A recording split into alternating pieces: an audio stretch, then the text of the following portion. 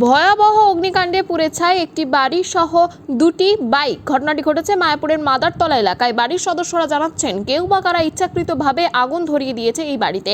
তারা জানাচ্ছেন তাদের এই পাড়ায় গত কয়েক মাস ধরে অনেকবার এমন আগুন লাগানোর ঘটনা ঘটেছে। কেউ বা কারা ইচ্ছাকৃতভাবে এই আগুন লাগিয়েছে বলে তারা জানাচ্ছেন। পুলিশ প্রশাসনকে এই বিষয়ে জানালেও সেরকম কোনো ব্যবস্থা নেওয়া হয়নি বলেও অভিযোগ উঠছে। ঘটনার জেরে রীতিমতো আতঙ্কে দিন কাটাচ্ছেন এলাকাবাসী। এই বিষয়ে আরও কি জানা যাচ্ছে দেখুন বিস্তারিত। 24 আওয়ার্স আরামবাগের রিপোর্ট।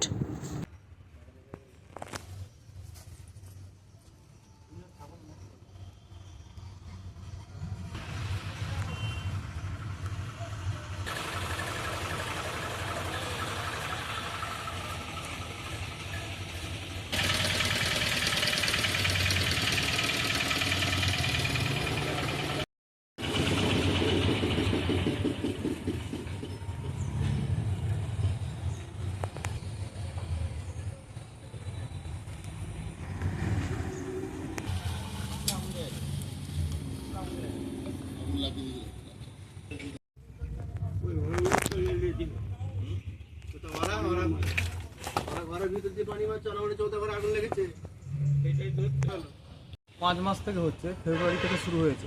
আচ্ছা, আপাতত এটা নিয়ে 6টা থেকে 7টা হয়ে গেল। তো কে বা কারা লাগাচ্ছে কিছুই বোঝা যাচ্ছে না। গ্রামের লোক পুরোপুরিভাবে সন্ত্রস্ত আছে। এখানে অনেক ভাড়াটিয়া থাকে কিংবা হকাররা থাকে, নদিয়া থেকে এসে কাজ করে, তারাও সন্ত্রস্ত আছে। লোকের ব্যবসা এবার গুটিয়ে যাওয়ার খাপ হয়েছে। তো প্রশাসনিকভাবে ঠিক সেরকম কড়া পদক্ষেপ নিতে দেখছি না প্রশাসনকে। এর আগে সবকটি জিডি করা হয়েছে, মানে ডায়েরি করা হয়েছে। প্রশাসনের তরফ থেকে সিভিক দেওয়া হয়, সিভিক আসে, রাতের বেলা ঘুরে চলে যায়। কিন্তু সিভিক দেওয়া সত্ত্বেও, প্রশাসনকে জানানো সত্ত্বেও কী করে হচ্ছে এরা, মানে গ্রামের লোককে কিছু বুঝতেই পারছে না, কিংবা থানার বড়োবাবু কী স্টেপ নিচ্ছে কিছু বোঝা যাচ্ছে না। আমাদের অনুরোধ ভালোভাবে স্টেপ নিতে, যাতে এগুলো আটকায়। এই 2024 সালে এসে যদি এরকম আগুন লাগায় লোক, এরকম সন্ত্রাসের পরিস্থিতি তৈরি করে গ্রামে, তো মানুষ তো বসবাস করতে ভয় পাচ্ছে। এবার এটা কি মানে কবে থেকে শুরু হয়েছে বাড়িতে আগুন লাগানো? বাড়িতে আগুন লাগানো বলতে আমাদের প্রথম ফেব্রুয়ারির 8 তারিখ, সম্ভবত ফেব্রুয়ারির 8 তারিখ আমাদের ক্লাব, একটা পাড়ার ক্লাব আছে, ক্লাবটা থেকে শুরু। প্রথম ক্লাবটা জ্বালিয়ে দেওয়া হয়। তারপরে এখানে লোহা ভাঙা, টিন ভাঙা যে দোকানদাররা আছে তাদের মাল, কয়েক লক্ষ টাকার মাল পুড়িয়ে দেওয়া হয়েছে, প্লাস্টিকের মাল। আচ্ছা, তারপরে একটা হকারের বাইক পুড়িয়ে দেওয়া হয়েছিল, একজনের খড়ের গাদা, একজনের ইঞ্জিন ভ্যান। এবার এখানে দুটো বুলেট প্লাস ইয়ামাটা দুটো পুড়েছে।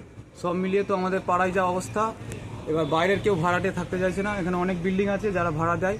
এই যার পুড়েছে এই দাদারও বিল্ডিং, এই সামনে বিল্ডিংটা আছে, ইনিও ভাড়া দেন।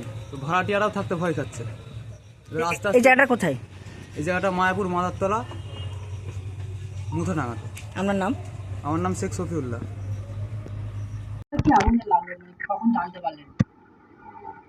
যেখানটা আগুন লেগেছে পাশে আমার কয়েকজন লোক থাকে, এরা কামরায়। এরা কামরা থেকে যখন দেখেছে বাইরের আলোটা, তখন ওরা ভেবেছে যে হয়তো কেউ লাইট নিয়ে দেখছে, চোর টোর হবে হয়তো।